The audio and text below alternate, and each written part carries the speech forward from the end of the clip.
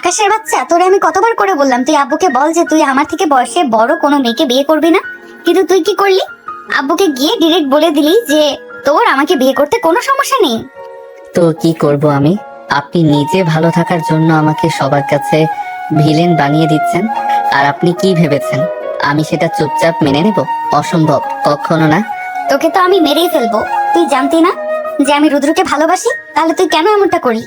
ভালো তো আমিও রুহিকে বাসি। আমি কি রুহিকে পেলাম? পেলাম না তো। কেন? তাহলে এখন কি করব? আমরা দুজনেই তো ফেসে গেলাম। তোর মতো একটা ফাউল পোলার সাথে সারা জীবন থাকা আমার পক্ষে সম্ভব না। দেখুন, আমারও কোনো শখ নেই আপনার মতো একটা ঢঙ্গির সঙ্গে নিজেকে জড়িয়ে রাখার। আমিও এই বন্ধন থেকে মুক্তি চাই। তিথি আকাশের কথা শুনে তেলে বেগুনে জ্বলে উঠলো। সে ভীষণ রেগে গেল, আপাতত কোনো রিয়াকশন দেখালো না, কারণ এখন রাগার চেয়েও ঠান্ডা মাথায় এই জটিল সমস্যা থেকে মুক্তির পথ খোঁজা বেশি জরুরি। দুজন দুজনকে পিঠ দিয়ে বিছানায় দু প্রান্তে মুখ গোমরা করে বসে পিকের মতো কিছু একটা ভাবছিল। হঠাৎ দুজনের মাথায় একই চিন্তা আসে, দুজনেই একসাথে ঘুরে বসলো। তিথি হঠাৎ করে বলে উঠলো, শোনো, আমাদের পরিবারে যেহেতু আমাদের সাথে গেম খেলেছে, তাহলে আমরাও এখন পরিবারের সাথে একটা গেম খেলবো। একই কথা দুজনের মুখে একসাথে শুনে দুজনেই বেশ অবাক হলাম। কয়েক মুহূর্ত একে অপরের দিকে তাকিয়ে রইল তারা। ঠিক আছে, আইডিয়াটা যেহেতু দুজনেরই এক, তাহলে আপনি আগে বলুন আপনার প্ল্যানটা কি? না, তুই আগে বল। আরে না, লেডিস ফার্স্ট। তার উপর আপনি তো আমার সিনিয়র। বলেন বলেন, সমস্যা নেই, আমি শুনছি। তিথি বেশ বিরক্ত হলো আকাশের সিনিয়র বলাতে। দাঁত কিরমির করে নিজেকে সামলে নিয়ে বলল, ঠিক আছে, শোন, আমাদের তো এখন বিয়ে হয়েই গেছে, তাই এখন হুটহাট কিছু করলে দুই পরিবারেই অশান্তি হবে। আপাতত প্ল্যান হলো আমরা বাড়ির সবার সামনে আদর্শ স্বামী স্ত্রী হওয়ার নাটক করব, কিন্তু বাড়ির বাইরে আমরা কেউ কাউকে চিনি না। আমাদের ব্যক্তিগত জীবনে কেউ কাউকে বাধা দেব না। তুই তোর মতো থাকবি, আমি আমার মতো। রাজি? আপনার আইডিয়াটা খারাপ না, তবে এই নাটক কতদিন চালানো যাবে সেটাই ভাবছি। কারণ আমার আম্মু আর আপনার আব্বু যেভাবে আমাদের উপর নজর রাখছেন, তাতে ঘরের ভেতর আলাদা থাকাটা বেশ কঠিন হবে। কঠিন হলেও আমাদের এটা করতে হবে আকাশ। আমি রুদ্রকে ছাড়া অন্য কাউকে মন থেকে মেনে নিতে পারবো না। আর তুই তো বললি তুই রুহিকে না কাকে যেন ভালোবাসিস, তাই আমাদের দুজনের ভালোর জন্য এই অভিনয়টা চালিয়ে যেতে হবে।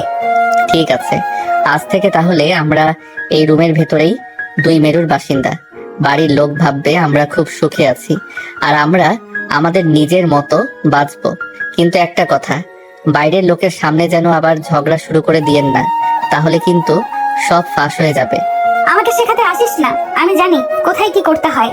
এখন তুই বাথরুমে যা, ফ্রেশ হয়ে আয়, এরপর আমাকে যেতে হবে। সারাদিন ওই ভারী গয়না ড্রেস পরে আমার দম বন্ধ হয়ে আসছে।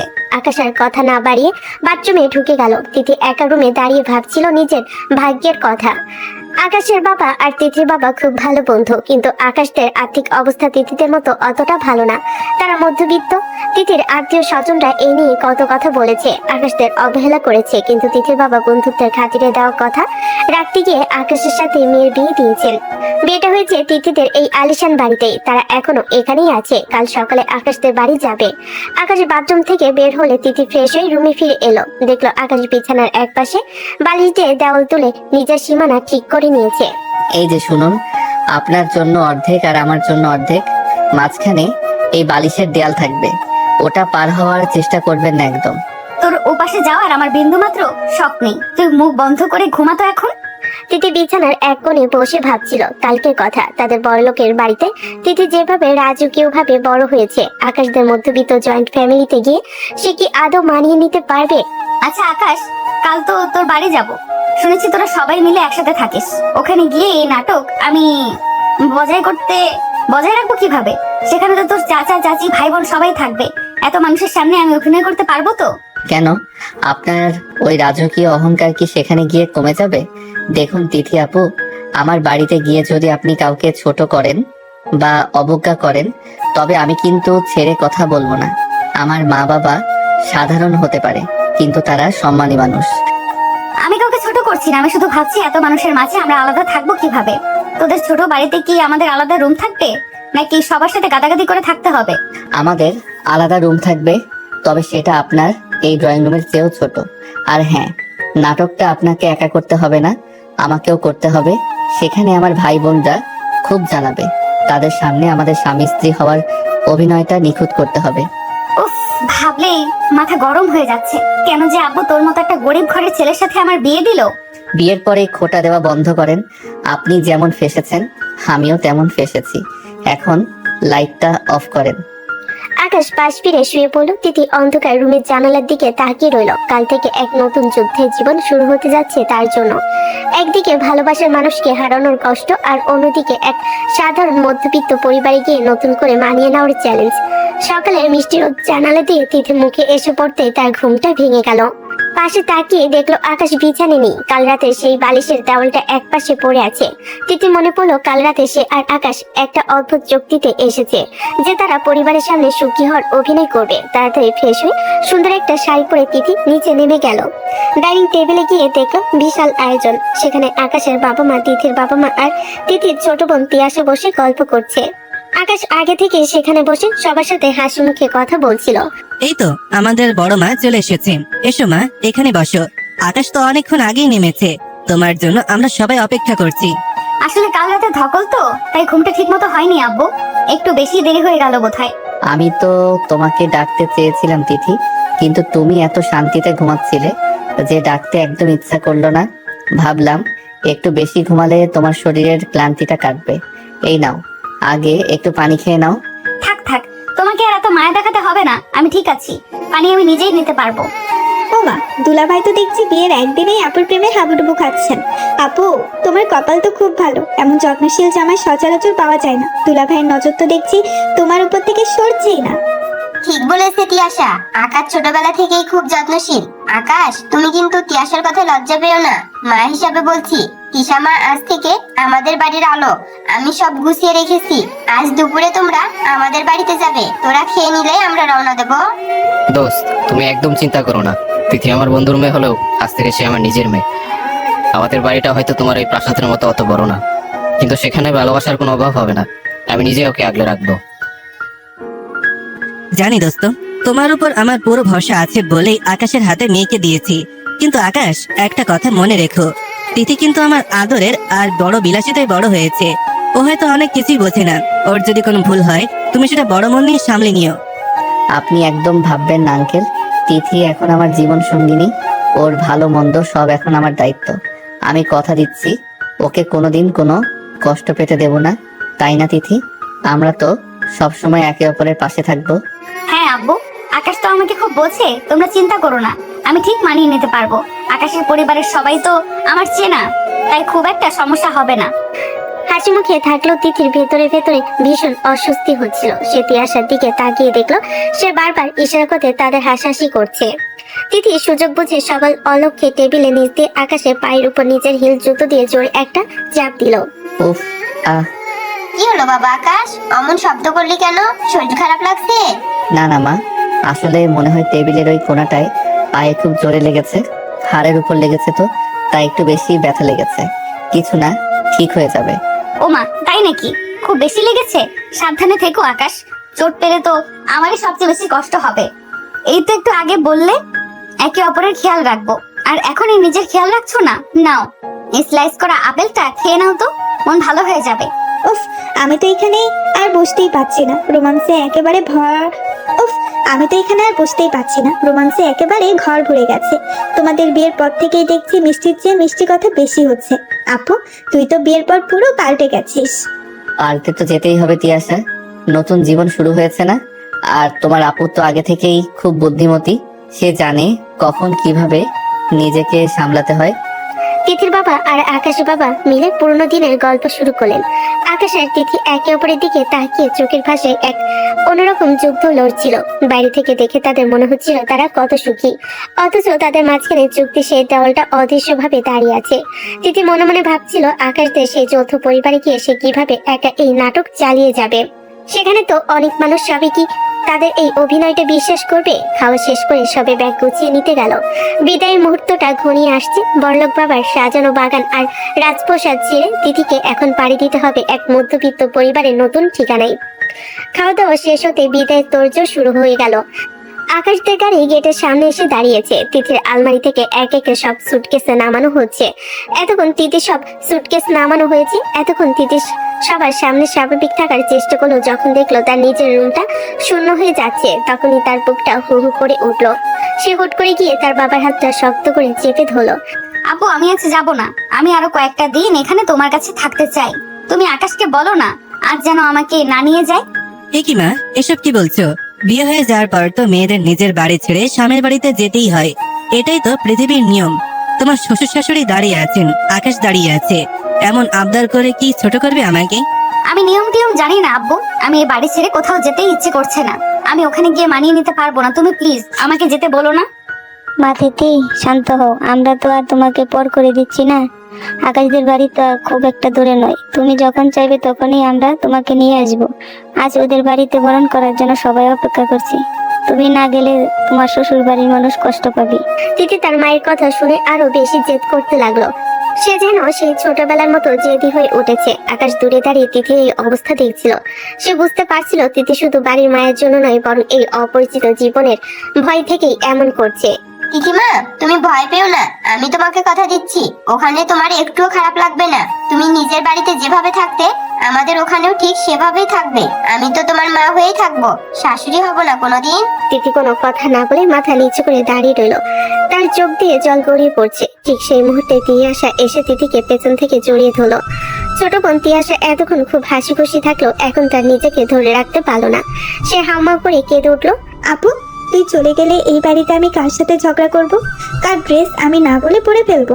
আমাকে বকা দেওয়ার মতো তো আর কেউ থাকবে না। তুই যাওয়ার কথা বলিস না আপু, আমার খুব কষ্ট হচ্ছে। তিয়াশা তুই অন্তত আব্বুকে বল আমাকে রেখে দিতে, আমি তোকে ছাড়া থাকবো কি করে? রাতে কার সাথে গল্প করব আমি? আপু আমি জানি তুই আমাকে খুব ভালোবাসিস, কিন্তু তোকে তো যেতেই হবে। তুই গিয়ে ফোন করিস আমাকে সব সময়, আমি প্রতিদিন তোর কাছে যাব, দেখে আসবো তুই কেমন আছিস। তুই কাঁদিস না আপু, তুই কাঁদলে আমি আরো বেশি ভেঙে পড়বো। বোনকে জড়িয়ে ধরে তিথিও সশব্দে কেঁদে উঠলো। পুরো ঘরে এক বিষণ্ণ পরিবেশ তৈরি হলো। তিথির বাবা নিজের চোখের জল আড়াল করার জন্য জানালার দিকে ঘুরে দাঁড়ালেন। বন্ধুত্বের খাতিরে মেয়েকে বিয়ে দিল, কলিজার টুকরাকে বিদায় দেওয়া যে কতটা কষ্টের তা তিনি আজ মর্মে মর্মে উপলব্ধি করেছেন। আকাশ, মা আমার খুব আদরের, ও মাঝে মাঝে খুব অবুঝের মতন আচরণ করে, তুমি ওকে একটু আগলে রেখো বাবা, ওর কান্না আমি সইতে পারি না। আপনি নিশ্চিন্তে থাকুন আঙ্কেল, আমি তিথিকে কোনোদিন একা অনুভব করতে দেব না। আমাদের পরিবার ওকে নিজের মেয়ের মতো আগলে রাখবে। তিয়াশা, তুমি আপুকে একটু শান্ত করো। চলো এবার রওনা দিতে হবে, দেরি হলে বড়রা রাগ করতে পারেন। তিয়াশা চোখের জল মুছতে মুছতে তিথির ব্যাগগুলো গাড়িতে তুলে দিল। তিথি শেষবারের মতো তার পড়ার টেবিলে বিছানা আর প্রিয় জানালাটার দিকে তাকালো।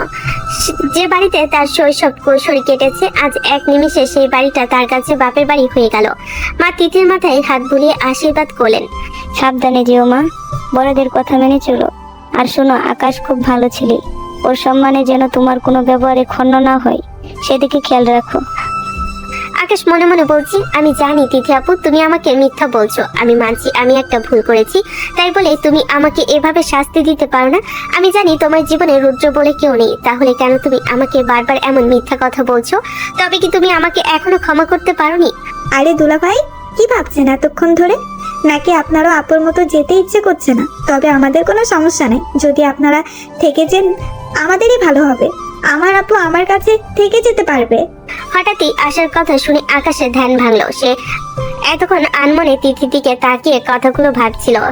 হঠাৎ তিয়াশার বলা এমন কথা শুনে আকাশের ধ্যান ভাঙে এবং সে ধীর পায়ে তিথির দিকে এগিয়ে যায় এবং আকাশ তিথির হাতে ধরে ধীরে ধীরে গাড়ির দিকে নিয়ে গেল। তিথি গাড়িতে ওঠার সময় বারবার পেছন ফিরে তাকাচ্ছিল। তিয়াশা গেটের কাছে দাঁড়িয়ে হাত নাড়ছিল আর চোখ মুছছিল। গাড়িটা যখন স্টার্ট দিল, তিথি তার মুখটা জানালার দিকে ঘুরে নিল। সে চায় না আকাশ দেখুক সে কতটা ভেঙে পড়েছে। আকাশও চুপ করেছিল।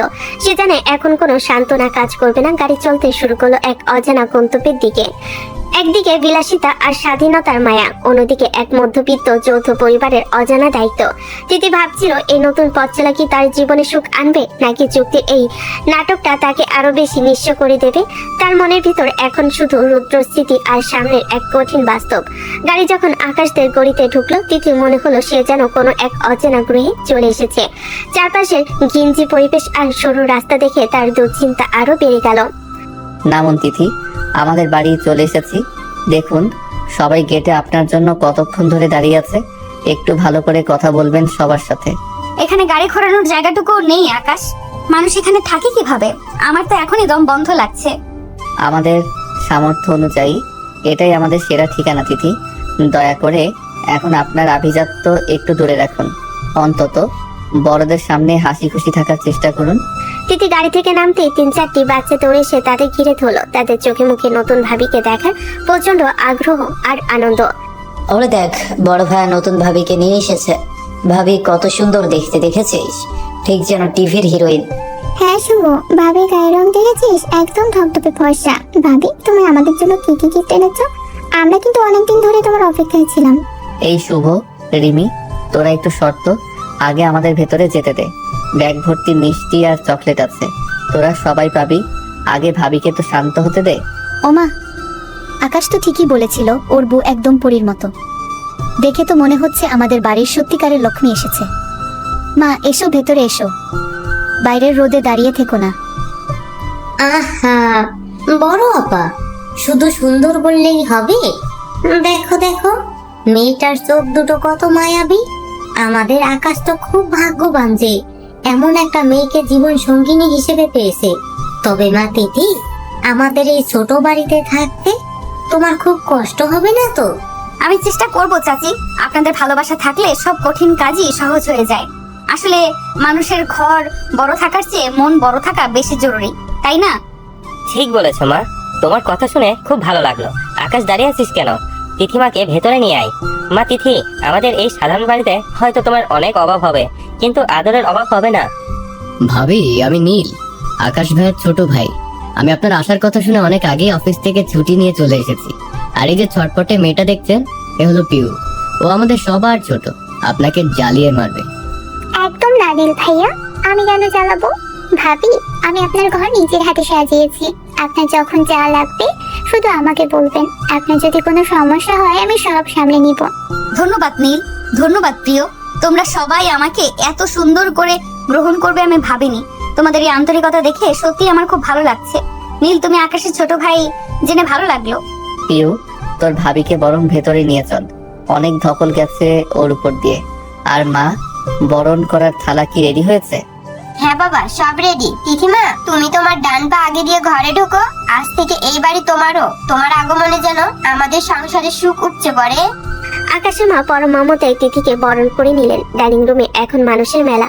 পাড়া প্রতিবেশী থেকে শুরু করে আত্মীয় স্বজন সবাই তিথিকে এক নজর দেখার জন্য ভিড় করেছে। চলো চলো, ভেতরে চলো। আকাশ, তুমি তিথির হাতটা শক্ত করে ধরো। আজ থেকে তোমাদের নতুন পথ চলা শুরু হলো। মনে রেখো, বিশ্বাস আর ভালোবাসাই হলো সংসারের মূল ভিত্তি। নাটকটা কিন্তু এখন থেকেই শুরু। এই মানুষগুলো খুব সাধারণ, কিন্তু এরা খুব ইমোশনাল। আপনি যদি একটু বিরক্তি দেখান, তারা খুব কষ্ট পাবে। প্লিজ আপনার বড়লোকি ভাবটা এখন ভেতরে রাখুন। আমি জানি আকাশ, আমার শিক্ষা আছে। তুমি শুধু দেখো আমি সবার মন কিভাবে জয় করি। তবে ড্রয়িং রুমটা একটু বেশি ছোট মনে হচ্ছে না? এত মানুষ একসাথে বসে থাকবে কিভাবে? এটাই আমাদের বাড়ি, আমাদের ঘরটা হয়তো এর চেয়েও ছোট হবে। এখন থেকে এসবের সাথে অভ্যস্ত হতে শুরু করুন। ভাবি, আপনি কি কিছু খাবেন? আমি আপনার জন্য স্পেশাল শরবত বানিয়েছি। নাকি চা খাবেন? একসাথে বসবে কোথায়?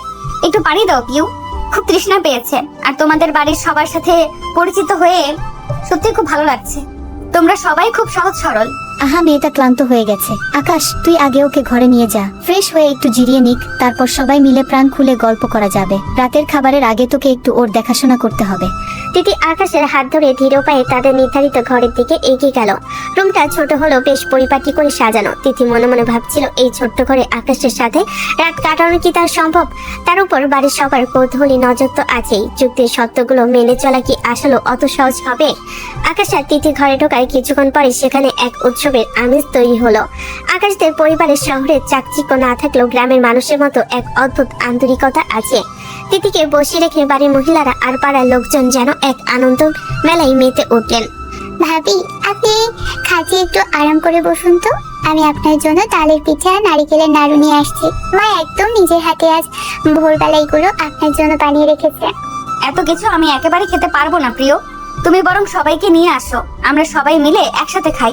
ওমা, খাবে না কেন মা? তুমি আমাদের বাড়ির নতুন লক্ষ্মী, আজ তোমাকে পেট ভরে খেতে হবে। এই যে দেখো, পাড়ার রহিমা আর সখিনাও এসেছে তোমাকে দেখতে। ওরা তোমার জন্য একদম তাজা গাঁদা ফুলের মালা গেঁথে এনেছে।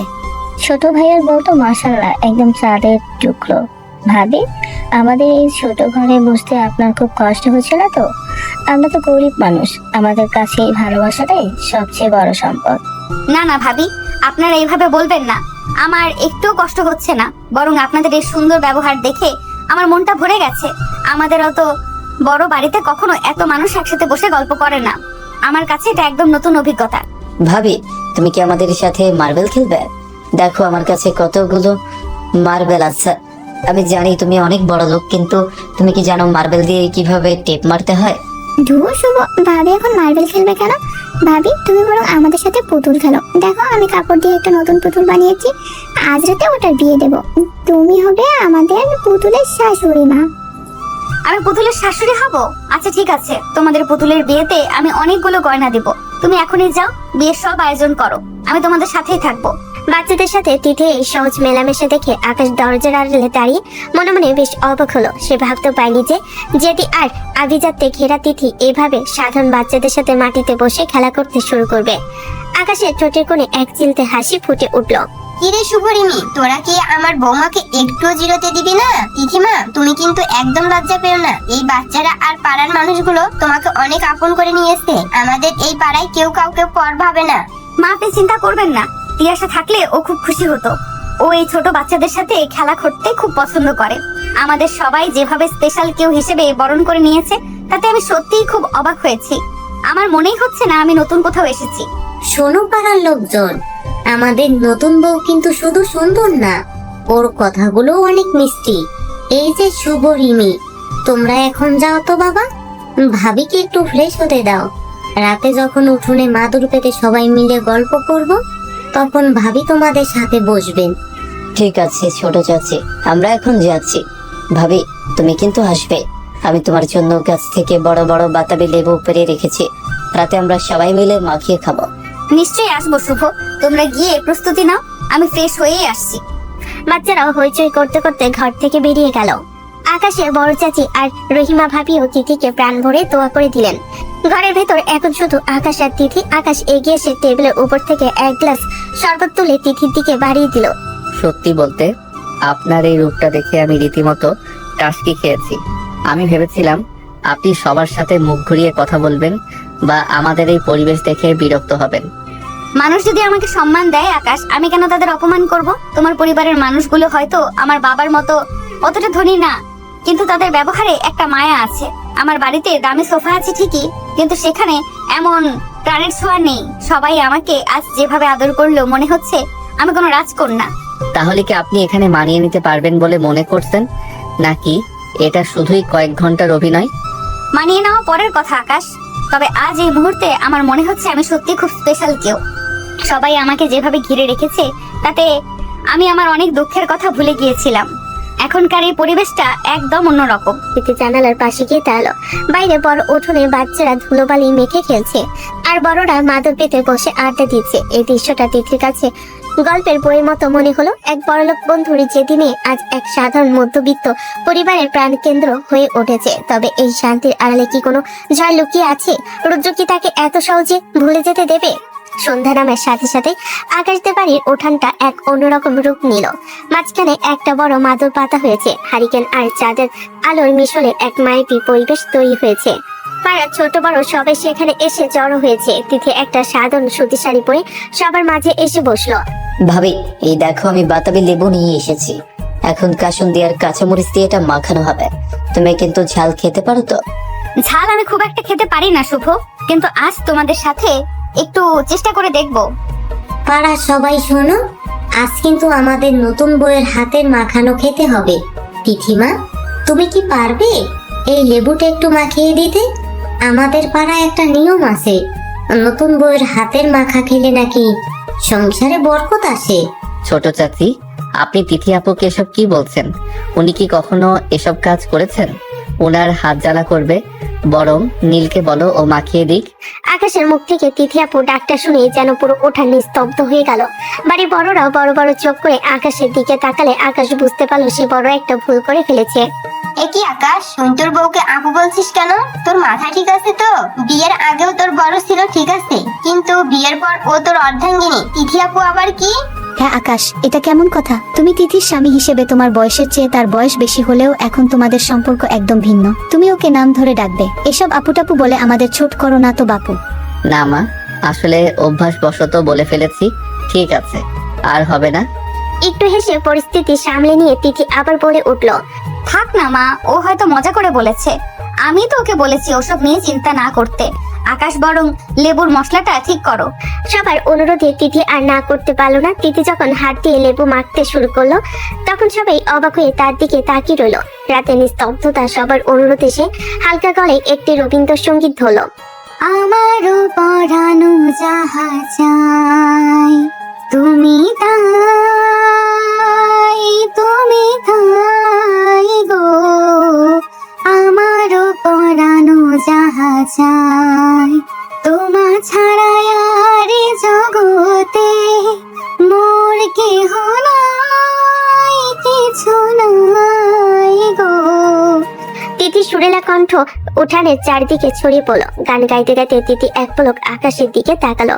দেখলো আকাশ স্থির দৃষ্টিতে তার দিকে তাকিয়ে আছে। সেই চাহনিতে আজ কোনো রাগ নেই, বরং এক অজানা মুগ্ধতা কাজ করছে। ভাবি, আজ আপনার গানে আমাদের পুরো পাড়া ধন্য হয়ে গেল। এবার চলুন সবাই মিলে লেবু মাখাটা শেষ করি। মা, তুমি বিকেলে সেই গরম পিঠাগুলো নিয়ে আসো তো। এই তো নিয়ে আসছি বাবা। দিদিমা, তোমার হাতটা তো নিশ্চয়ই জ্বলছে, যাও আকাশকে নিয়ে হাতটা ধুয়ে এসো, আমি সবাইকে খাবার দিচ্ছি। তিথি যখন কলের পাড়ে হাত ধুতে গেল তখন আকাশ তার পেছনে পেছনে এলো। তিথির ফর্সা হাত তখন মরিচের ঝালে একদম লাল হয়ে আছে। আকাশ হুট করে তিথির হাতটা ধরে ফেলো। এ কি আকাশ, কি করছো? ছাড়ো, কেউ দেখে ফেলবে তো। আর বাড়ির সবার সামনে ওভাবে আপু বলে ডাকলে কেন? আমার তো লজ্জায় মাথা কাটা যাচ্ছিল। সরি, আসলে অভ্যাস তো হুট করে মুখ দিয়ে বেরিয়ে গেছে। চুপ করে থাকুন এখন। হাতটা যেভাবে লাল হয়েছে তাতে কিছুক্ষণ পর আপনি ব্যথায় অস্থির হয়ে যাবেন। এই যে নিন, একটু সরিষার তেল লাগিয়ে দিচ্ছি, এতে জ্বালা কমবে। তুমি আমার এত যত্ন করছো কেন? আমাদের মধ্যে তো চুক্তি হয়েছিল যে আমরা কেউ কারো ব্যক্তিগত বিষয়ে নাক গলাবো না। চুক্তি তো থাকবেই, কিন্তু আমার বউয়ের হাত জ্বালা করবে আর আমি চেয়ে চেয়ে দেখবো। মা দেখলে তো আমার হাড় একটাও আস্ত রাখবে না। তাছাড়া অভিনয়টা তো পারফেক্ট হতে হবে, তাই না? আকাশ খুব যত্ন করে তিথির হাতে তেল মালিশ করে দিল। তিথি চুপ করে আকাশের দিকে তাকিয়ে রইল। চাঁদের আলোতে দুজনের এই মুহূর্তটা বেশ মায়াবী হয়ে উঠল। কিন্তু ঠিক সেই সময় তিথির আঁচলের নিচে থাকা ফোনের স্ক্রিনটা জ্বলে উঠল। স্ক্রিনে ভেসে উঠল একটা নাম, রুদ্র। কলের পাড়ে চাঁদের মিটিমিটি আলোয় আকাশ যখন তিথির হাতে তেল মাখিয়ে দিচ্ছিল তখন হঠাৎ ফোনের স্ক্রিনে রুদ্র নামটা ভেসে উঠে পুরো পরিবেশ থমথমে হয়ে গেল। আকাশ বিস্ময়ে তিথির হাতটা ছেড়ে দিল। এ কি, রুদ্রকে? এই নামের কেউ আপনাকে কল দিচ্ছে কেন? রুদ্রকে মানে? তুমি জানো না আমি তোমাকে বিয়ের দিন রাতেই তো বললাম যে আমি ওকে ভালোবাসি। এখন আবার নতুন করে অবাক হওয়ার কি আছে? বাজে বকা বন্ধ করেন তিথি, কারণ আমি খুব ভালো করে জানি রুদ্র বলে আপনার জীবনে কেউ নেই। আপনি স্রেফ আমাকে জ্বালানোর জন্য আর এই বিয়েটা ভাঙার জন্য ওই কাল্পনিক নামটা ব্যবহার করেছিলেন। তুমি কে যে তোমাকে জ্বালানোর জন্য আমি রুদ্রর নাম ব্যবহার করব? নিজের গুরুত্বকে একটু বেশি ভেবে ফেলছো না আকাশ? রুদ্র আছে কি নেই সেটা আমার ব্যক্তিগত ব্যাপার। দেখুন তিথি আপু, আমি জানি আমাদের পরিচয় আজকের নয়, অতীতে আমার একটা ভুল ছিল। আমি হয়তো একটু অবুঝ ছিলাম বলেই সেই কাজটা করে ফেলেছিলাম। কিন্তু সেই একটা ভুলের জন্য আপনি আমাকে এভাবে রুদ্রর ভয় দেখিয়ে আজীবন শাস্তি দিতে পারেন না। আপনি ভুলে যাবেন না যে আমাদের বিয়ে হয়ে গেছে। বিয়ে? কিসের বিয়ে আকাশ? তোমাকে না আমি শুরুতেই বলেছি যে আমি কোনোদিন তোমাকে স্বামী হিসেবে মানতে পারবো না। অতীতে তুমি যা করেছো সেটার ক্ষমা এই জন্মে নেই। আর বিয়ে তো কেবল লোক দেখানো একটা শোই। আপনি কি পাগল হয়ে গেছেন? বাড়ির বড়রা আমাদের জন্য কত স্বপ্ন দেখছেন, আর আপনি এখনো সেই পুরনো জেদ আর এই কাল্পনিক রুদ্রকে নিয়ে পড়ে আছেন। আপনি শুধু আমাকে ছোট করার জন্য এসব করছেন। ছোট তুমি নিজেই হয়ে আছো আকাশ। তোমার সেই দিনের কাজটা প্রমাণ করে দিয়েছিল তোমার মানসিকতা কতটা নিচু। আর রুদ্র আমার জীবনে আছে কি নেই সেটা বড় কথা নয়। বড় কথা হলো তুমি আমার জীবনে কোনোদিন কেউ হতে পারবে না। ব্যাস, তিথির এই রুক্ষ কথাগুলো তীরের মতো আকাশের বুকে বিঁধল। অতীতে সেই চাপা পড়া ভুলের কথা মনে পড়ে আকাশের মুখটা মুহূর্তে ফ্যাকাশে হয়ে গেল। আকাশ রাগে আর অনুশোচনায় সেখান থেকে চলে যেতে চাইল, কিন্তু ঠিক তখনই আকাশের মা তাদের ডাকতে শুরু করলেন। কিরে আকাশ, দাঁড়িয়ে আছিস কেন? তিথিমা, এসো তো বাবা, সবাই মিলে এখন রাতের খাবারটা খেয়ে নি। আমি খাবো না মা, আমার শরীরটা ভালো লাগছে না, আমি ঘরে যাচ্ছি। সে কি, বাড়ির সবাই তোর জন্য অপেক্ষা করছে আর তুই না খেয়ে চলে যাবি? তিথিমা, দেখো তো তোমার বরের কি হলো, হুট করে মেজাজটা এমন বিগড়ে গেল কেন? মা, আপনি চিন্তা করবেন না, ওর আসলে বাতাবি লেবুর ঝালটা একটু বেশি লেগেছে বোধহয়। আমি দেখছি ওকে কিভাবে শান্ত করা যায়। আপনি খাবার বেড়ে রাখুন, আমি ওকে নিয়ে আসছি। তিথি একটা বাঁকা হাসি দিয়ে আকাশের পেছন পেছন ঘরের দিকে গেল। আকাশ ঘরে ঢুকে ধপাস করে বিছানায় বসে পড়ল। তার মাথায় তখনও তিথি সেই বিদ্রুপাত্মক হাসি আর অতীতে সেই অন্ধকার স্মৃতিটা ঘুরপাক খাচ্ছে। এমন সময় হঠাৎ করে তিথি ঘুরে দরজাটা বন্ধ করে। কি হলো আকাশ? অত রিয়েক্ট করলে তো বাড়ির লোক সব বুঝে ফেলবে। নাটকটা তো ঠিক মতো চালাতে হবে নাকি? বাইরে গিয়ে তো ভালোই দরদ দেখাচ্ছিলে, এখন ঘরে এসে মুখ শুকিয়ে বসে আছো কেন? আপনি একটা অদ্ভুত মানুষ তিথি।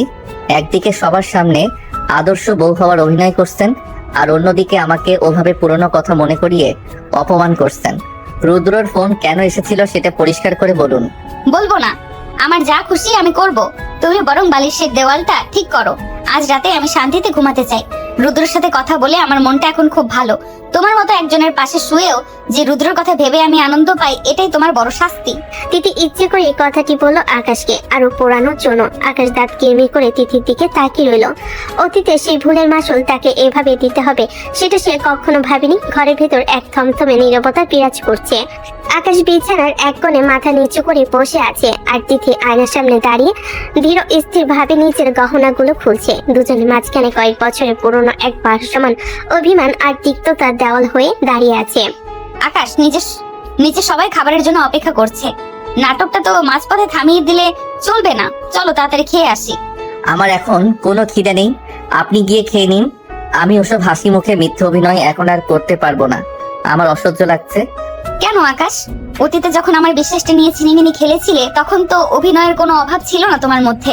সেই দিন যখন তিয়াশার সামনে তুমি আমাকে সবার কাছে ছোট করেছিলে, তখন তো তোমার বুক একবারও কাঁপেনি।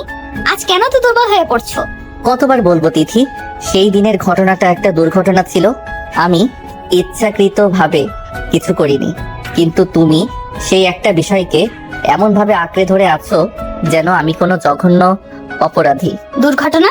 কারো আত্মসম্মান আর ভরসা নিয়ে খেলা করাটা যদি দুর্ঘটনা হয় আকাশ, তবে পৃথিবীটা অপরাধীদের স্বর্গ।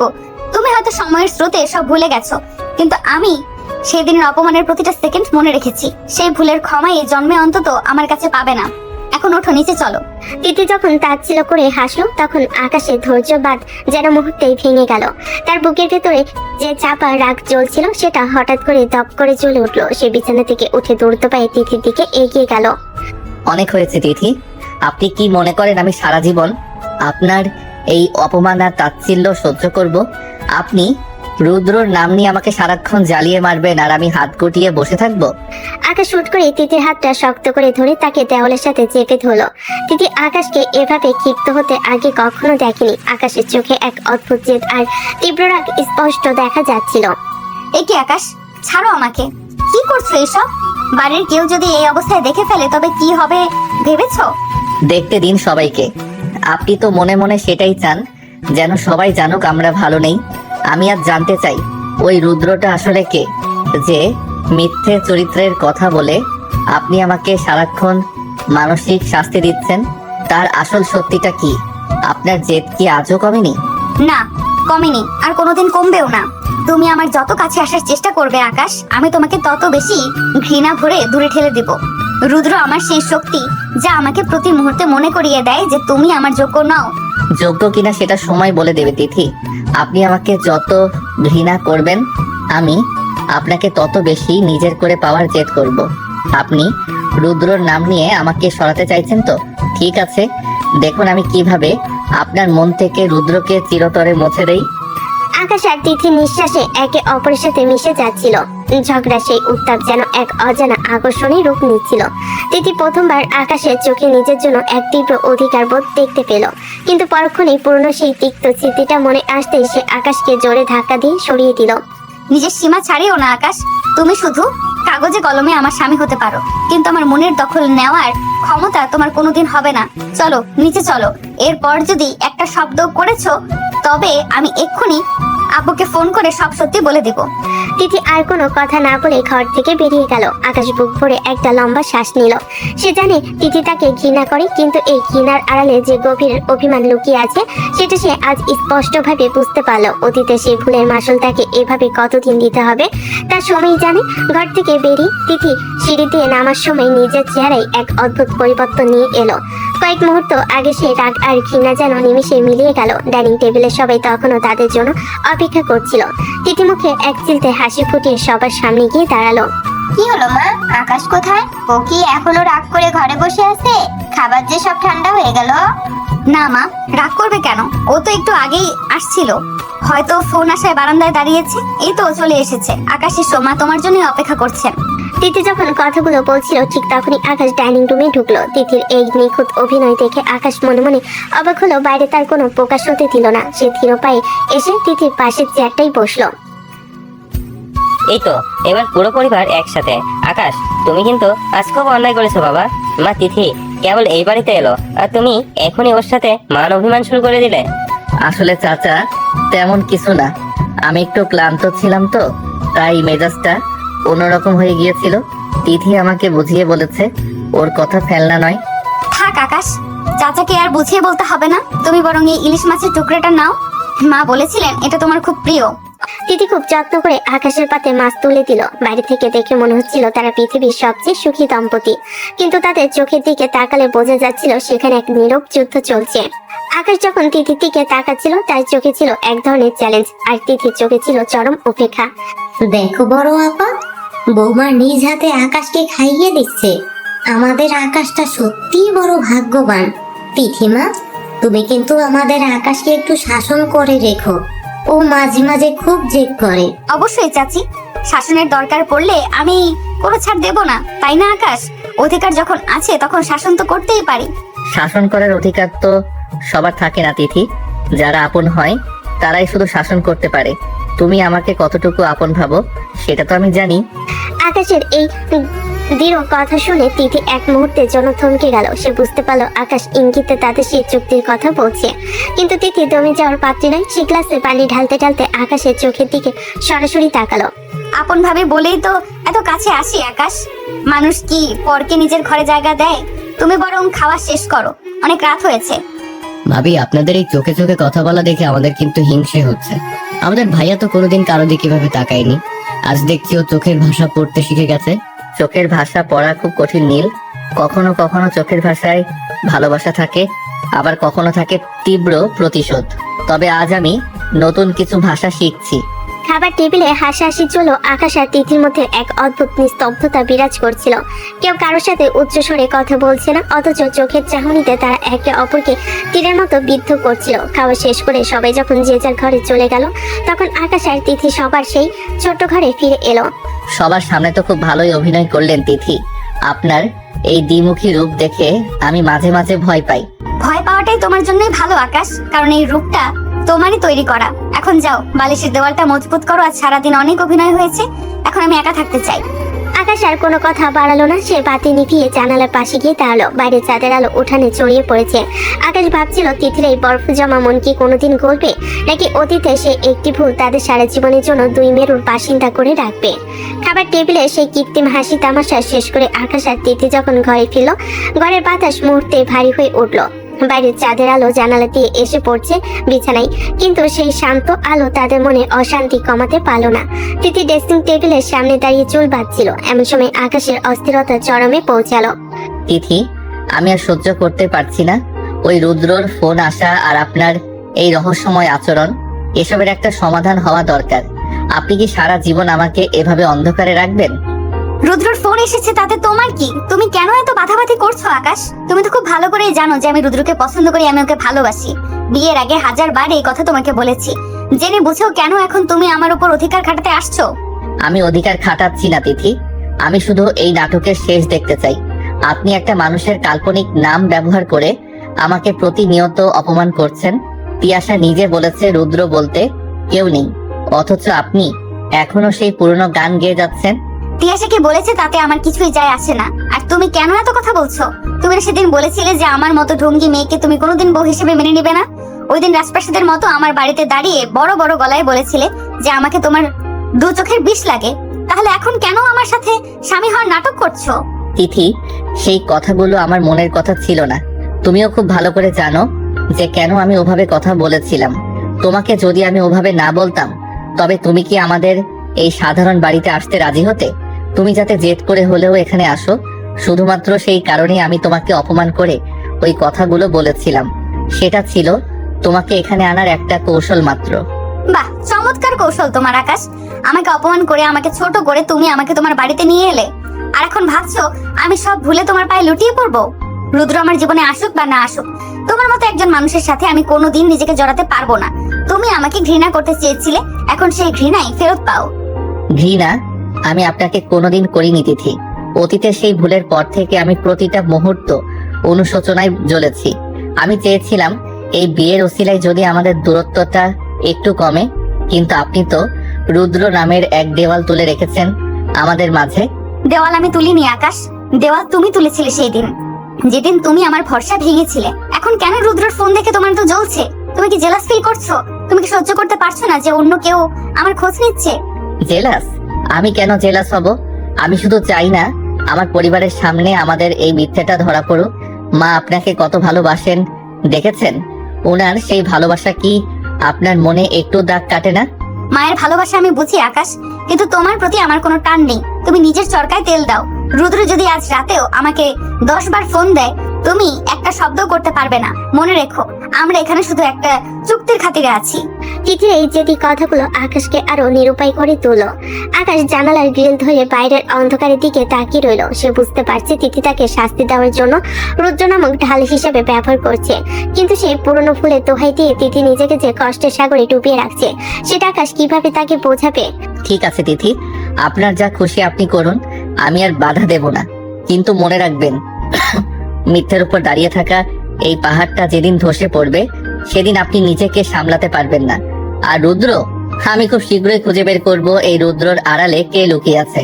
খুঁজে দেখো আকাশ, যদি পারো তবে খুঁজে বের করো, কিন্তু তার আগে নিজের মনটাকে জিজ্ঞাসা করো, তুমি কি সত্যিই আমাকে ঘৃণা করো, নাকি ভালোবাসার নাম করে আমাকে খাঁচায় বন্দি করতে চাও? তিথি বিছানায় শুয়ে পাশ ফিরে শুল। আকাশ আর কোনো উত্তর দিল না। ঘরের নিস্তব্ধতায় দুজনে মনে দীর্ঘশ্বাসগুলো যেন একে অপরের সাথে ধাক্কা খাচ্ছিল। রুদ্র নামের এই গাথা কি আসলে কোনোদিন সমাধান হবে, নাকি আকাশে সেই কৌশলী মিথ্যা তাদের সম্পর্ককে আরো পিছিয়ে তুলবে? এভাবে খুনসুটি, রাগ আর ছোটখাটো ঝগড়ার মধ্যে দিয়ে আকাশ আর তিথি বিয়ের 1 মাস পার হয়ে গেল। এক তপ্ত গ্রীষ্মের রাত হুট করে লোডশেডিং হয়ে সারা পাড়া অন্ধকারে ডুবে গেল। আকাশদের বাড়ির বিশাল উঠোনে শীতল পাটি বিছিয়ে বাড়ির সবাই মিলে আড্ডা জমালো। আহ, শীতল পাটির উপর বসলে কি যে আরাম! পাখা দিয়ে বাতাস করেও এমন শান্তি নেই। তিথিমা, তুমি কি খুব ঘেমে যাচ্ছ? পাখাটা কি তোমাকে দেবো? না মা, আমি ঠিক আছি। আকাশের এই ঝিরিঝিরি বাতাসটা আসলে এসির চেয়ে অনেক বেশি আরামদায়ক। আমার খুব ভালো লাগছে। ভাবি, আকাশ তো পরিষ্কার দেখা যাচ্ছে, আজ কিন্তু একটা ভূতের গল্প বলতেই হবে। দূর শুভ, ভূত না ভাবি, বরং একটা গান শোনাক। ওই দিন তোমার রবীন্দ্রসঙ্গীতটা শুনে না সবাই পাগল হয়ে গিয়েছিল। চাঁদের আলো উঠানে লুটিয়ে পড়ছে, সবাই যখন হাসি তামাশা আর গানে মেতে উঠেছে, আকাশ তখন এক কোণে বসে চুপচাপ তিথিকে দেখছিল। এই 1 মাসে তিথি অনেকটা বদলে গেছে। সবার সামনে যে কত বড় লোকের মেয়ে সেটা বোঝা দুষ্কর। হুট করে নীল আড্ডার মাঝখানে একটা বোমা ফাটালো। ভাবি, একটা কথা জিজ্ঞেস করি, তোমাদের দুজনেরই ঝগড়া আর ভাব দেখে আমার মনে হয় তোমাদের সম্পর্কটা অনেক পুরনো। তুমি কি বিয়ের আগে থেকেই ভাইয়াকে চিনতে? হ্যাঁ নীল, তুমি ঠিকই ধরেছো। আসলে আমরা একে অপরকে আগে থেকেই চিনতাম, তবে সেটা যে এই বিয়ের পর এভাবে সামনে আসবে তা ভাবিনি। নীলের এই আশঙ্কিক প্রশ্নে উঠানের সবার কথাবার্তা থেমে গেল। আকাশের মা, চাচিরা, এমনকি ছোট বাচ্চারাও কৌতূহলী চোখে তিথির দিকে তাকলো। তিথি নিজের কানকে বিশ্বাস করতে পারছিল না। এই গোপন কথাটি তো কারো জানার কথা ছিল না। আকাশের কপালেও তখন চিন্তার ভাঁজ।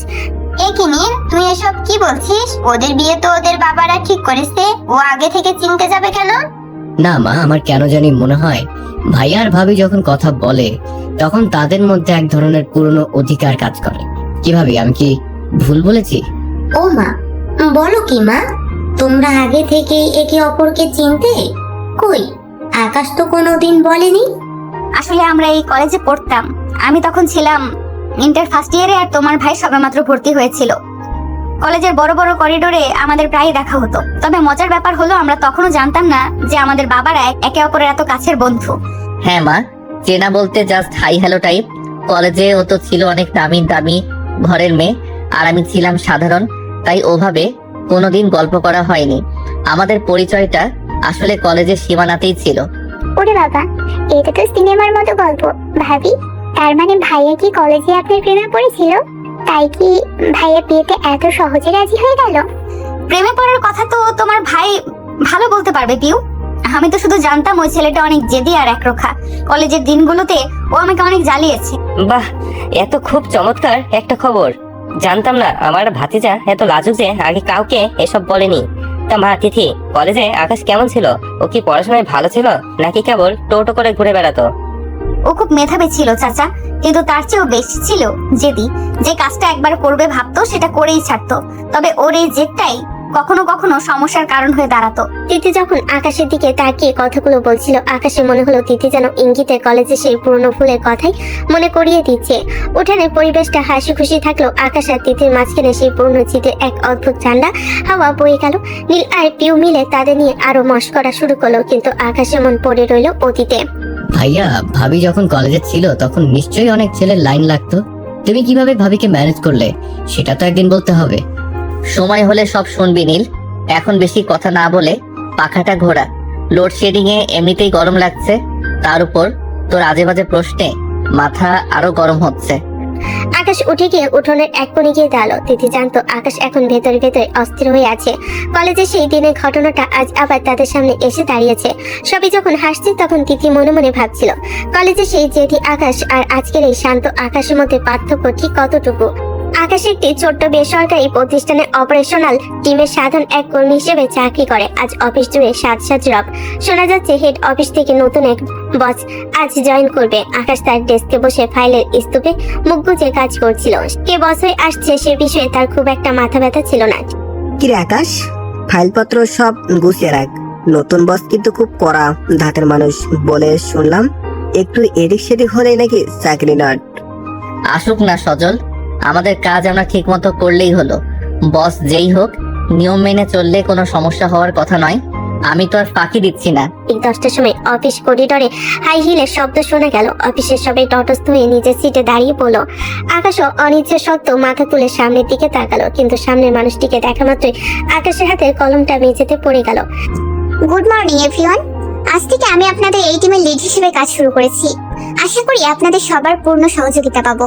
আকাশ নিজের চোখকেও বিশ্বাস করতে পারছে না। এতগুলো বছর পর রুহি ঠিক তার চোখের সামনে দাঁড়িয়ে। রুহি যখন সবার দিকে তাকিয়ে পরিচিত হচ্ছিল, হুট করে তার নজর গিয়ে থামলো আকাশের উপর। রুহি ঠোঁটের কোণে এক চিলতে রহস্যময় হাসি ফুটে উঠলো, যা দেখে আকাশের বুক কেঁপে উঠলো। আকাশ, তুমি এখানে? আমি তো ভাবতেও পারিনি আমাদের আবার এভাবে দেখা হবে। পৃথিবীটা সত্যিই খুব ছোট, তাই না আকাশ? তুমি এখানে? রুহি, তুমি এই কোম্পানির বস হয়ে আসবে আমি কল্পনাও করিনি। তুমি এত বছর পর কেন সামনে এলে? কেন আকাশ, আমি কি বস হওয়ার যোগ্য নই? সজল সাহেব, আকাশ আমার পূর্ণ পরিচিত। আপনারা সবাই কাজ শুরু করুন। আমি আকাশের সাথে একটু আলাদা কথা বলবো। আকাশ, তুমি আমার কেবিনে এসো। অফিসের বাকি সবাই কৌতূহলী চোখে আকাশের দিকে তাকাতে লাগলো। আকাশ ঘামছে। রুহি ধীর পায়ে তার কেবিনের দিকে এগিয়ে গেল আর আকাশ রোবটের মতো তাকে অনুসরণ করলো। কেবিনের ভিতর ঢুকতেই রুহি চেয়ারে হেলান দিয়ে বসলো। রুহি, তুমি এখানে কেন এসেছো? আমাদের মাঝে যা ছিল সব তো বহু বছর আগেই শেষ হয়ে গেছে। এখন কেন আবার আমার সামনে এসে দাঁড়ালে? কেন, তুমি কি ভেবেছিলে আমি তোমার জীবন থেকে সরে যাব? কিছুতেই যাব না আকাশ, কখনোই না। আমি আগে যেটা পারিনি এখন সেটা করে ছাড়বো। দেখে নিও তুমি। তুমি কি পাগলামি শুরু করলে রুহি? আমি এখন বিবাহিত, আমার একটা সংসার আছে। তিথি এখন আমার স্ত্রী। তুমি দয়া করে আমাদের জীবনে নতুন করে অশান্তি ডেকে এনো না। তিথি? ও, সে বড় লোকের জেদি মেয়েটা? সে তোমাকে কতটুকু চেনে আকাশ? আমি তোমাকে যতটা চিনি সে তার অর্ধেকও চেনে না। আমি এসেছি আমার অধিকার বুঝে নিতে। তুমি আগে যা কেড়ে নিয়েছিলে, এবার আমি তার সুদে আসলে উসুল করব। রুহি, আমি হাত জোর করছি, এটা অফিস। এখানে কাজের বাইরে অন্য কিছু এনো না। আমি সামান্য একটা চাকরি করি। দয়া করে আমার রুটি রুজি কেড়ে নিও না। তোমার চাকরি যাবে কি থাকবে সেটা এখন আমার ইশারার উপর নির্ভর করছে আকাশ। এখন যাও, নিজের ডেস্কে গিয়ে বসো। আর মনে রেখো, এখন থেকে প্রতিদিন তোমাকে আমার চোখের সামনে থাকতে হবে। আমাদের অনেক না বলা গল্প এখনো বাকি। আকাশ টলমল পায়ে কেবিন থেকে বেরিয়ে এলো। তার মাথায় আকাশ ভেঙে পড়ার মতো অবস্থা। সে ভাবছিল তিথির কথা। তিথি যদি জানতে পারে যে তার অফিসের বস আর কেউ নয়, স্বয়ং রুহি, তবে ঘর আর বাইরে সব শান্তি এক নিমিষে শেষ হয়ে যাবে। অফিস থেকে ফেরার পর থেকেই আকাশের চেহারাটা একদম ফ্যাকাশে হয়ে আছে। অন্যদিন সে বাড়িতে ঢুকে তিথিকে কোনোভাবে বিরক্ত করার সুযোগ খোঁজে। কখনো তার কাজের সমালোচনা করে, কখনো বা জোর করে তিথির কাছাকাছি বসার চেষ্টা করে। কিন্তু আজ আকাশ যেন পুরোপুরি এক অন্য মানুষ। সে সোজা ঘরে ঢুকে অন্ধকার বারান্দায় গিয়ে একা চুপচাপ দাঁড়িয়ে রইল। আকাশ, তুমি কি ফিরেছো? আমি তোমার জন্য চা বানিয়ে এনেছি। তুমি হাত মুখ ধুয়ে বারান্দা থেকে ঘুরে এসো। চা টেবিলের উপর রেখে দিন, আমার এখন ভালো লাগছে না, পরে খেয়ে নেব। এ কি, শরীর খারাপ নাকি? অন্যদিন তো চা হাতে দেওয়ার আগেই তুমি 100টা কথা বলো। আজ এমন মুখ চুন করে বসে আছো কেন? অফিসে কি কোনো ঝামেলা হয়েছে? অফিসের কাজে সব সময় তো আর একরকম যায় না তিথি, আমি একটু একা থাকতে চাইছি। দয়া করে এখন আমাকে বিরক্ত করবেন না, আপনি আপনার কাজ করুন। তিথি কিছুক্ষণ অবাক হয়ে আকাশের পিঠের দিকে তাকিয়ে রইল। বিয়ের পর থেকে আকাশ সবসময় তিথির আশেপাশে ঘুরঘুর করছে। তিথি এড়িয়ে চলতে চাইলেও আকাশ কোনো না কোনো ছুতোই তার সামনে এসেছে। এমনকি কয়েকবার তো জোর করে তিথির খুব কাছাকাছি এসে তাকে রাগানোর চেষ্টা করেছে। আজই আকাশের এমন নির্লিপ্ত ব্যবহার তিথির মনে খটকা তৈরি করলো। আকাশ, আমি তোমাকে অনেকবার নিয়ে জিজ্ঞেস করার চেষ্টা করছি যে তোমার কি হয়েছে। তুমি কি আমার সাথে কথা বলবে না? কোনো বড় সমস্যা হয়েছে? আমি তো বললামই যে কিছু হয়নি, আপনি কেন এত কথা বলছেন আজ? অন্যদিন তো আপনি জানি না আমি আপনার সামনে থাকি, আজ যখন আমি দূরে সরে আছি তখন আপনার এত মাথা ব্যথা কেন? আমার মাথা ব্যথা না আকাশ, আমার অদ্ভুত লাগছে, কারণ তোমার এই শান্ত হয়ে থাকাটা স্বাভাবিক না। তুমি কি কোনো ঋণের দায়ে পড়েছো, নাকি নতুন বসের কাছে বকা খেয়েছো? আপনি এখন বাইরে যান তিথি, আমি একটু ঘুমানোর চেষ্টা করব। রাতে খাবারের সময় আমাকে ডাকার প্রয়োজন নেই, আমার খিদে নেই। তিথি আর কোনো কথা বাড়ালো না, তবে তার জেদ চেপে গেল। সে ভাবছিল যে ছেলেটা সকালে হাসি মুখে অফিসে গেল, সে সন্ধ্যায় এমন বিষণ্ণ হয়ে ফিরল কেন? আকাশের এই এড়িয়ে চলাটা তিথিকে এক অদ্ভুত অস্বস্তির মধ্যে ফেলে দিল। আচ্ছা ঠিক আছে, আমি বাইরে যাচ্ছি, কিন্তু মনে রেখো আকাশ, তুমি কিছু লুকানোর চেষ্টা করছো। আর তুমি জানো যে আমি গোয়েন্দাগিরি করতে কতটা পছন্দ করি। সত্যিটা আমি ঠিকই বের করে নেব। তুমি যদি জানতে পারো যে রুহি আমার অফিসের বস হয়ে এসেছে, তবে তুমি এই বাড়িতে এক মুহূর্ত শান্তিতে থাকতে দেবে না তিথি। আমি চাই না পুরনো সেই ঝামেলা আবার নতুন করে শুরু হোক। আকাশ জানালা দিয়ে বাইরের অন্ধকারের দিকে তাকিয়ে দীর্ঘশ্বাস ফেল। অন্যদিকে তিথি ডাইনিং রুমে গিয়ে পিউ আর নীলের সাথে কথা বলার চেষ্টা করলো, যদি তারা কিছু জানে, কিন্তু কারো কাছে কোনো তথ্য নেই। রাতের বেলা যখন বিছানায় শুলো, আকাশ তিথির থেকে অনেকটা দূরত্ব বজায় রেখে পাশ ফিরে শুয়ে রইল। মাঝখানে সেই বালিশের দেওয়ালটা আজ যেন আকাশের কাছে এক মস্ত বড় আশ্রয়ের মতো মনে হচ্ছে। আকাশ, তুমি কি ঘুমিয়েছো? একটা কথা ছিল। আমি ঘুমিয়ে পড়েছি তিথি, প্লিজ কাল সকালে কথা হবে, এখন আর বিরক্ত করবেন না। তিথি বুঝলো আকাশ থেকে পুরোপুরি এড়িয়ে চলছে, যে আকাশ সুযোগ পেলে তিথির দিকে মুগ্ধ হয়ে চেয়ে থাকে। সে আজ চোখের দিকে তাকাতেও ভয় পাচ্ছে। তিথির মনে সন্দেহটা আরো গাঢ় হলো। কাল সকালে আকাশ অফিসে বের হওয়ার সময় তাকে অনুসরণ করার একটা পরিকল্পনা তিথি মনে মনে করে ফেল। রাতের নিস্তব্ধতা পুরো ঘরটাকে গ্রাস করে নিয়েছে। তিথি অনেকক্ষণ এপাশ ওপাশ করে অবশেষে ঘুমের রাজ্যে তলিয়ে গিয়েছিল, কিন্তু মাঝরাতের দিকে হঠাৎ তার তন্দ্রা ভেঙে গেল। এক অদ্ভুত অস্বস্তি তার পুরো শরীরে ছড়িয়ে পড়েছে। ঘুমের ঘরে তিথি অনুভব করলো তার ঘাড়ের কাছে গরম কোনো তরল গড়িয়ে পড়ছে, সে সাথে খুব একটা চাপা কান্নার গঙ্গারি কানে আসছে। কি আকাশ? পুরোপুরি সচেতন হতেই বুঝতে পারলো কেউ একজন তাকে আষ্টে পৃষ্ঠে জড়িয়ে ধরেছে। এই আলিঙ্গনটা স্বাভাবিক নয়, এটা যেন এক অসহায় মানুষের শেষ আশ্রয় খোঁজার আর্তনাদ। তিথির দম বন্ধ হয়ে আসছে। সে অনুভব করলো আকাশ তার গলার কাছে মুখ বুজে ছোট বাচ্চাদের মতো ফুপিয়ে ফুপিয়ে কাঁদছে। যে আকাশ সবসময় তার সাথে তেজি ভাব দেখায়, সেই আকাশের এই ভেঙে পড়া দেখে তিথি পাথর হয়ে গেল। আকাশ, ওই আকাশ, কি হয়েছে তোমার? এমন করছো কেন? ছাড়ো আমাকে, তুমি কাঁদছো কেন? তিথি অনেক কষ্টে হাত বাড়িয়ে আকাশের পিঠে হাত রাখলো। আকাশের শরীরটা থরথর করে কাঁপছে। তিথি বারবার ডাকলো, আকাশ কোনো সাড়া দিচ্ছে না, শুধু কান্নার বেগটা আরো বাড়ছে।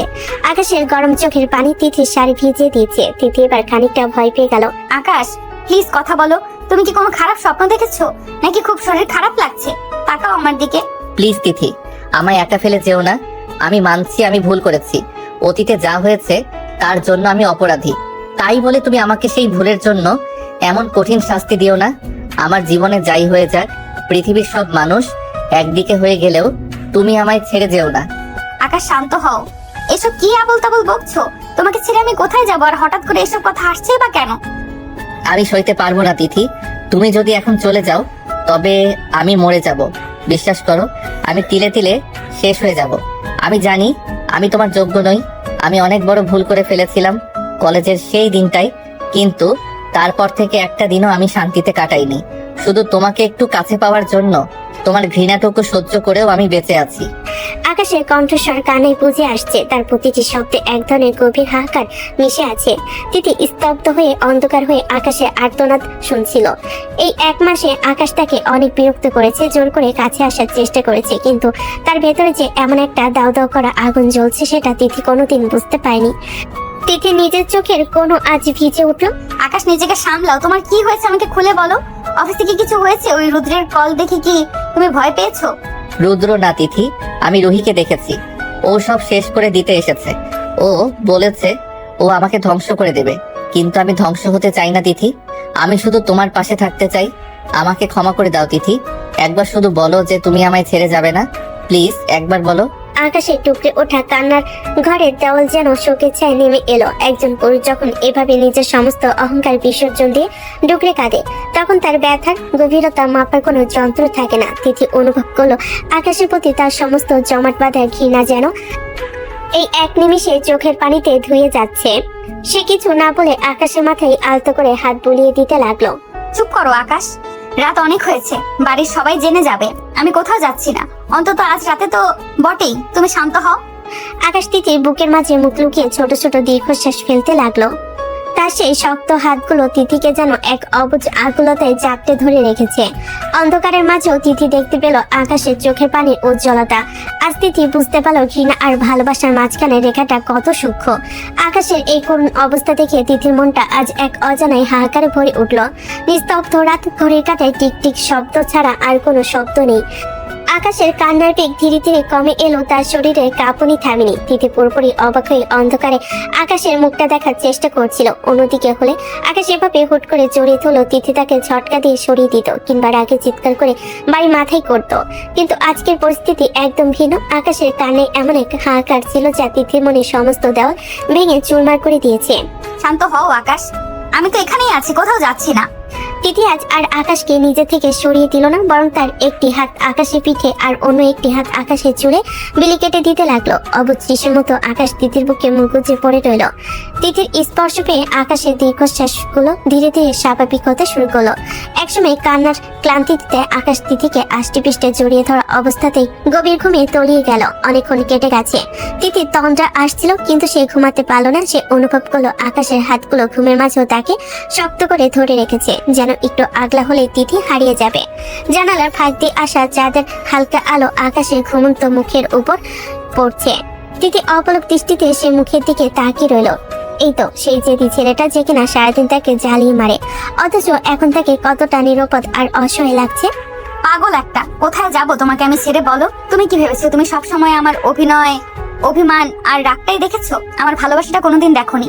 তিথি খুব নিচু স্বরে কথাগুলো বলল, যেন পাশে আকাশের ঘুম ভেঙে না যায়।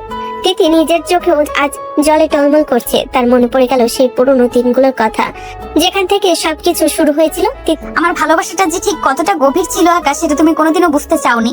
আর সেই ভালোবাসা আগেও ছিল, এখনো আছে, আর আজীবন থাকবে। আমি শুধু তোমার ওই একটা ভুলের মাসুল দিচ্ছিলাম, কিন্তু আজ তোমার এই কান্না দেখে আমার সব জেদ যেন ধুলোয় মিশে গেল।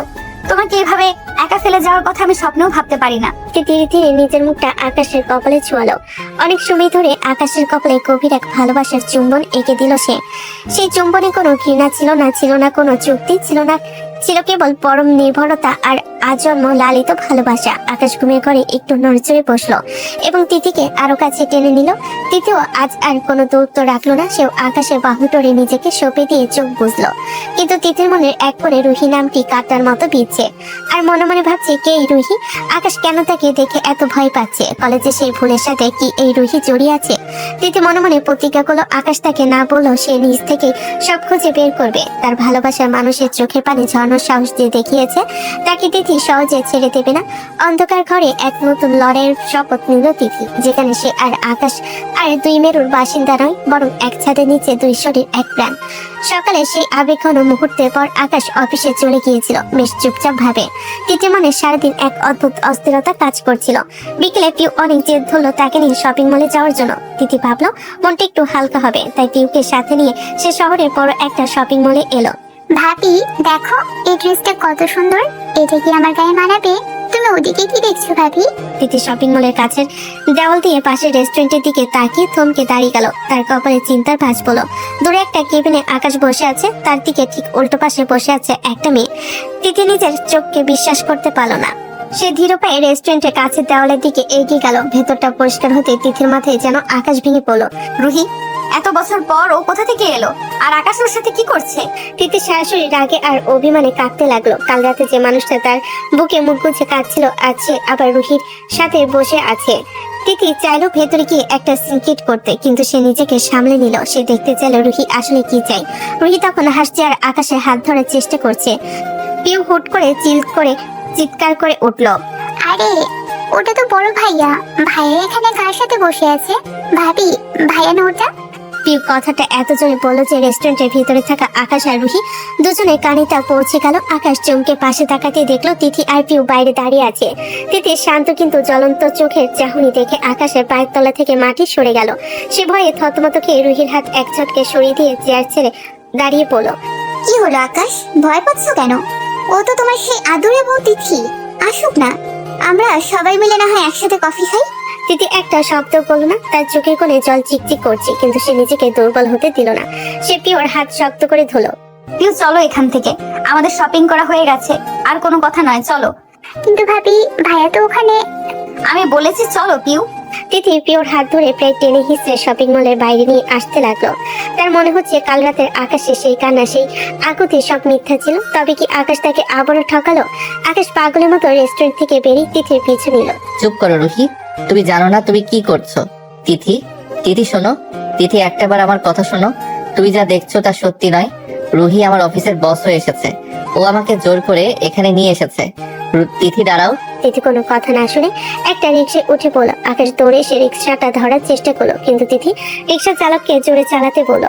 আকাশ মাঝ রাস্তায় দাঁড়িয়ে হাঁপাতে লাগলো। তার মনে হলো আজ বুঝি সব সত্যি শেষ হয়ে গেল। তিথি কি সত্যি তাকে ভুল বুঝে চিরতরে ছেড়ে চলে যাবে? রিক্সায় বসে তিথি রাস্তার দিকে তাকে নিজেকে সামলানোর চেষ্টা করছিল, কিন্তু তার মনের ভেতর রুহি সেই রহস্যময় হাসি আর আকাশের অপরাধী মুখটা বারবার ভেসে আসছিল। আকাশ হন্তদন্ত হয়ে দৌড়ে বাড়ির সামনে এসে থামলো। তার বুক ধরপড় করছে, কপালে ঘাম জমেছে। সে ভেবেছিল বাড়িতে এসে দেখবে তিথি হয়তো ব্যাগ গুছিয়ে চলে যাওয়ার প্রস্তুতি নিচ্ছে, কিন্তু ডাইনিং রুম পেরিয়ে বারান্দার দিকে তাকাতে আকাশ থমকে গেল। তিথি খুব শান্তভাবে বারান্দার গ্রিল ধরে দাঁড়িয়ে আছে। আকাশকে দেখে তিথি মুখ ফিরিয়ে একটা রহস্যময় মুচকি হাসি দিল। কি হলো আকাশ, অত হাঁপাচ্ছ কেন? ভয় পেয়েছো নাকি? মনে করেছো আমি সব দেখে ফেলে রাগে দুঃখে বাবার বাড়ি চলে গেছি? তিথি, আমি আসলে যা হয়েছে তা বলতে চাইছি, তুই প্লিজ আমাকে ভুল বুঝো না। একদমই না আকাশ, আমি অতটা কাছে মেয়ে নই। কাল রাতে যখন তুমি মাঝরাতে ওভাবে জড়িয়ে ধরে আজও ব্যবহার করছিলে, তখনই আমি সন্দেহ করেছিলাম যে তোমার অফিসে কিছু না কিছু একটা অবশ্যই হয়েছে। আজ সকালেই আমি আব্বুকে দিয়ে খোঁজ লাগিয়ে সব জানতে পেরেছি। তোমার সেই পুরনো প্রেমিকা রুহি তোমার অফিসের বস হিসেবে জয়েন করেছে, সেটা আমি অনেক আগে থেকেই জেনে গেছি। তিথি, বিশ্বাস করো, তুমি যেমনটা ভাবছো তেমন কিছুই না। রুহি আর আমি আজকে একটা বিজনেস মিটিং এর কারণে ওই রেস্টুরেন্টে গিয়েছিলাম। এটা সম্পূর্ণ অফিসের কাজ ছিল। তুমি প্লিজ আমাকে ভুল বুঝো না। আমি রুহিকে কোনোভাবেই প্রশ্রয় দিচ্ছি না। Business meeting? বা আকাশ, তোমার বস কি বিজনেস মিটিং এর মাঝখানে তোমার হাত ধরারও পারমিশন দিয়ে দেয়? আমি তো নিজের চোখে দেখলাম রুহি তোমার কতটা কাছাকাছি হওয়ার চেষ্টা করছিল, আর তুমি তো ভয়ে একদম কুঁকড়ে গিয়েছিলে। দেখো দিদি, ও আমার বস, ও আমাকে নানাভাবে ব্ল্যাকমেইল করার চেষ্টা করছে। আমি খুব বিপদে আছি। আমি চাইনি তোমাকে এই ঝামেলার মধ্যে টেনে আনতে, তাই সব লুকিয়েছিলাম। লুকিয়েছিলে নাকি আমাকে দুর্বল ভেবেছিলে? রুহি ফিরে এসেছে বলে কি তুমি ভেবেছো আমি ময়দান ছেড়ে পালিয়ে যাব? রুহির চাল আমি কলেজে থাকতেই বুঝেছিলাম, আর এখন তো আমি তোমার বিবাহিত স্ত্রী। তুমি কাল রাতে যে কান্নাটা কেঁদেছো আমি সেটা বিশ্বাস করেছি আকাশ, কিন্তু আজ রেস্টুরেন্টে তোমার অপরাধী মুখটা দেখে আমার খুব হাসি পাচ্ছিল। তুমি হাসছো তিথি? আমি ভাবলাম তুমি আমাকে ছেড়ে চলে যাবে, আর তুমি এখানে দাঁড়িয়ে মজা নিচ্ছ। আমি কেন যাব? এই বাড়ি আমার, এই মানুষগুলো আমার, আর সবচেয়ে বড় কথা তুমি আমার। আর রুহি বড় জোর তোমার বস হতে পারে, কিন্তু তোমার জীবনের মালিকও হতে পারবে না। ও এসেছে তোমাকে ধ্বংস করতে, আর আমি এখানে আছি তোমাকে আগলে রাখতে। তবে মনে রেখো আকাশ, আজকের পর যদি কোনো কথা লুকাও তবে কিন্তু আমি সত্যিই রুদ্রর কাছে চলে যাব। তিথির মুখে রুদ্র নাম শুনে আকাশ এবার স্বস্তির নিঃশ্বাস পেল। সে বুঝলো তিথি আসলে তাকে নিয়ে জেলাস নয়, বরং সে আকাশের উপর পূর্ণ ভরসা রাখতে চায়। তিথির এই সাহসী রূপ দেখে আকাশের আত্মবিশ্বাস যেন বহুগুণ বেড়ে গেল। আমি কথা দিচ্ছি তিথি, আর কোনো লুকোছাপা হবে না। কিন্তু রুহিকে কিভাবে সামলাবো আমি বুঝতে পারছি না। ও খুব জেদি মেয়ে। রুহিকে সামলানোর দায়িত্ব আমার। ও যেমন বস সেজে তোমাকে নাচাতে চাইছে, আমি তেমন ওর বসের বস সেজে ওকে ঠান্ডা করব। তুমি শুধু কাল সকালে আমাকে তোমার অফিসে নিয়ে যাবে। আকাশ তিথির দিকে মুগ্ধ হয়ে তাকিয়ে রইল। যে তিথিকে সে এতদিন অহংকারী আর জেদি ভাবত, আজ এই তিথি তার সব বিপদের পাহাড় হয়ে সামনে দাঁড়িয়েছে। অফিসের করিডোর দিয়ে আকাশ আর তিথি যখন হেঁটে যাচ্ছিল, সবার চোখে মুখে ছিল বিস্ময়। আকাশ সরাসরি তিথিকে নিয়ে রুহি কেবিনের সামনে এসে দাঁড়ালো। ভেতরে রুহি এখন খুব আশ করে কফি খাচ্ছিল। দরজা ঠেলে ভেতরে ঢুকতে রুহির মুখটা মুহূর্তে শক্ত হয়ে গেল। রুহি কিছু বলার আগে আকাশ পকেট থেকে একটা খাম বের করে রুহির টেবিলের উপর ছুঁড়ে দিল। এটা কি আকাশ? তুমি আমার কেবিনে পারমিশন ছাড়া ঢোকার সাহস কোত্থেকে পাও? আর এই খামটা কিসের? ওটা আমার রিজাইন লেটার রুহি। তোমার অধীনে কাজ করার চেয়ে রাস্তায় রিক্সা চালানো অনেক সম্মানের। তুমি ভেবেছিলে চাকরি কেড়ে নেওয়ার ভয় দেখিয়ে তুমি আমাকে তোমার হাতের পুতুল বানাবে? সেই দিন আর নেই রুহি, তোমার খেলা শেষ। তুমি কলেজে যা করেছো এখানেও তার পুনরাবৃত্তি হবে ভেবে তুমি বড্ড ভুল করেছো। আমি আবারও তোমার ষড়যন্ত্রের শিকার হয়ে সব ছেড়ে চলে যাব। সেই তিথি আমি আর নেই। ষড়যন্ত্র? আকাশ তোমাকে ঘৃণা করতো তিথি।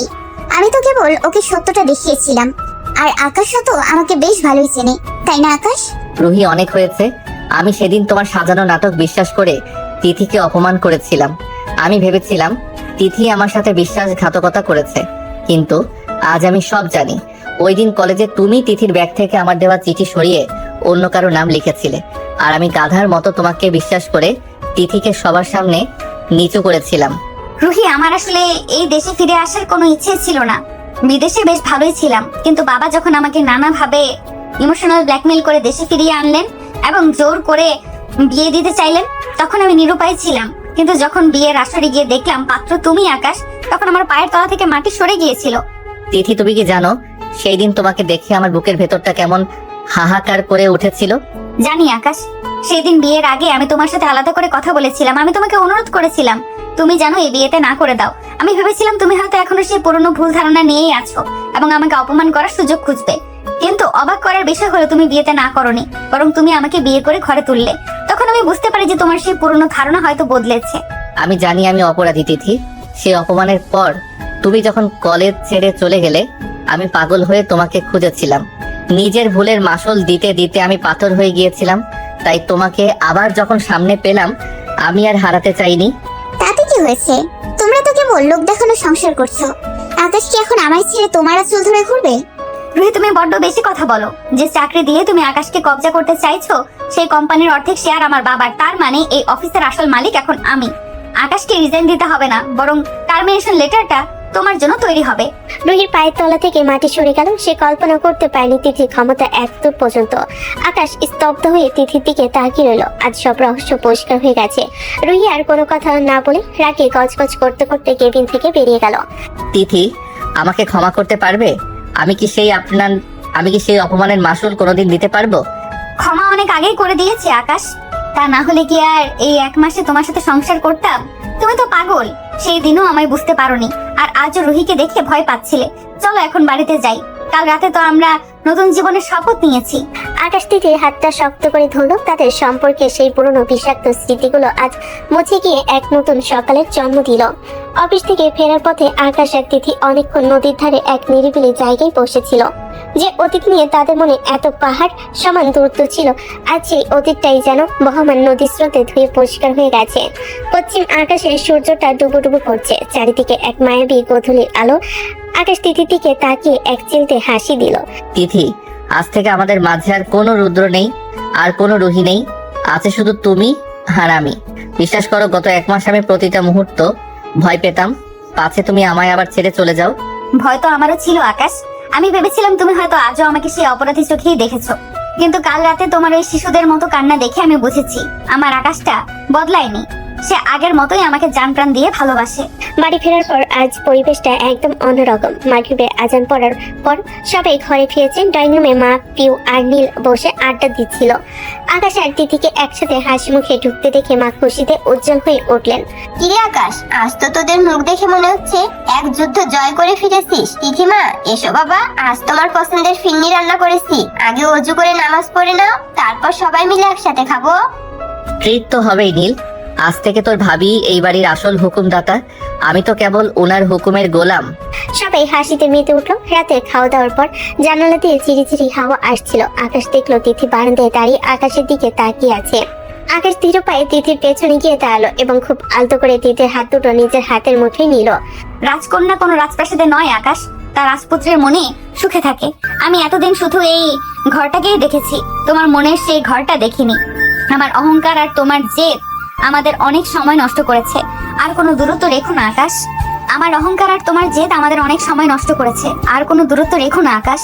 তিথি, কলেজে যখন প্রথম তোমায় দেখেছিলাম তখন থেকে আমার এই সাধারণ জীবনে তুমি ছিলে রাজকন্যার মতো। আজ আমার এই ছোট ঘরে তোমাকে সত্যি বড্ড মানিয়ে গেছে।